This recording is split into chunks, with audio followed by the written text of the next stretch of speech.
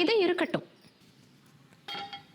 2 spoon தேங்காய் எண்ணெய், 2 spoon தனியா, 5 பல்லு பூண்டு, குட்டி சைஸ் இஞ்சி, 3 காஞ்ச மிளகாய், துருவன தேங்காய் 1/2 கைப்பிடி வரும். தேங்காய் கொஞ்சம் கலர் மாறினதும் கருவேப்பிலை, 1/2 ஸ்பூன் மிளகாய் தூள், 1/2 ஸ்பூன் தனியாத்தூள். இதை நல்லா கிளறி விட்டு ஆறுனதும் மிக்சி ஜாரில் சேர்த்து கொஞ்சமாக தண்ணி ஊற்றி அரைச்சிக்கலாம்.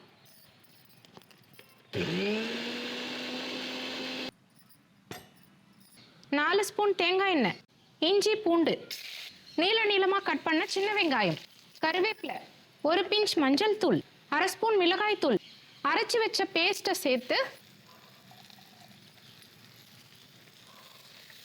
குட்டி சைஸ் புளி ஊற வச்சு கொஞ்சமாக புளி தண்ணி, தேவையான அளவு உப்பு சேர்த்து தண்ணி நல்லா சுண்டி கெட்டி ஆயிடுச்சு.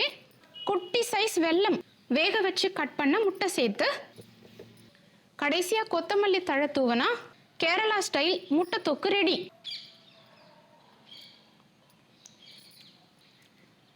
செமையாக இருக்கு. இது சப்பாத்திக்கு வேற லெவல் காம்பினேஷன். ரசம் சாம்பாருக்கும் சூப்பராக இருக்கும்.